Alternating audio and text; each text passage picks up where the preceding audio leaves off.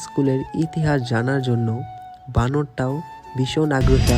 রানী বিলাসমণি সরকারি বালক উচ্চ বিদ্যালয় ব্রিটিশ আমলে বানানো হয়েছিল।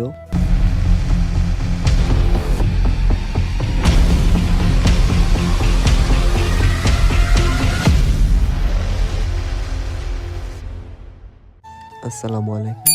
সকাল সকাল ঢাকা সনি হলের সামনে থেকে বসুমতী বাসে উঠে সোজা গাজীপুর চৌরাস্তা যাওয়ার জন্য বের হয়ে গেছি। মিরপুর 1 থেকে গাজীপুর চৌরাস্তা বসুমতী বাস ভাড়া মাত্র 80 টাকা। তো আমার ঢাকা থেকে গাজীপুর চৌরাস্তা আসতে সময় লেগেছে 1 ঘন্টা 30 মিনিট। তো গাজীপুর চৌরাস্তা নেমে 2 মিনিট হেঁটে চৌরাস্তার মোড়ে পৌঁছাই। মোড় থেকে 20 টাকা ভাড়া দিয়ে অটো দিয়ে চলে যাই আমি ডাইরেক্ট রাজবাড়ির সামনে। এখন আসল জায়গায় এটা রানী বিলাসমণি সরকারি বালক উচ্চ বিদ্যালয়। এই স্কুল প্রতিষ্ঠান হয়েছিল 1905 সালে, যেটা ব্রিটিশ আমলে বানানো হয়েছিল।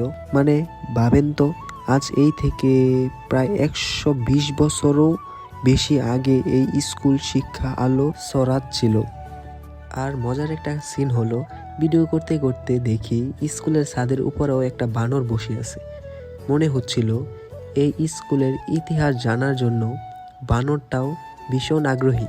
রাজবাড়ির রাস্তা দিয়ে হাঁটতে হাঁটতে শীতের আবহাওয়া ও কুয়াশা আর পুরানো স্কুলের দৃশ্য দেখে সব মিলিয়ে জার্নিটা আরও বেশি সুন্দর হয়ে গেছিল।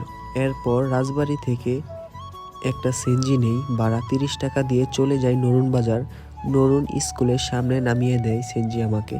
নরুন স্কুলের সামনে থেকে একটু হেঁটে আমি আবার একটা অটো নেই, ভাড়া 30 টাকা। এই অটো আমাকে নামিয়ে দেয় ডেফুলিয়া কমিউনিটি ক্লিনিকের সামনে। পরে আর এই রাস্তাটুকু আমি গাড়িতে যাওয়ার ইচ্ছা ছিল না, ভাবতেছিলাম যে গ্রামের রাস্তা, তো হেঁটে চলে যাই। তারপর পায়ে হাঁটাই শুরু করছি। হাঁটতে হাঁটতে দেখি গ্রামের বন, গাছপালা, খোলা মাঠ, নীরবতা আর পাখির ডাক। এইভাবেই শীতের কুয়াশার ভিতর দিয়ে প্রাকৃতিক সৌন্দর্য দেখতে দেখতে হেঁটেই শেষে পৌঁছে যাই আমার নানুর বাসায়। তো আজকের মতো ছোটোখাটো ব্লগটা আমার এই পর্যন্তই শেষ। যদি ভিডিওটা ভালো লেগে থাকে তাহলে অবশ্যই লাইক, কমেন্ট, শেয়ার আর আমার চ্যানেলটিকে সাবস্ক্রাইব করে আমার পাশেই থাকবেন।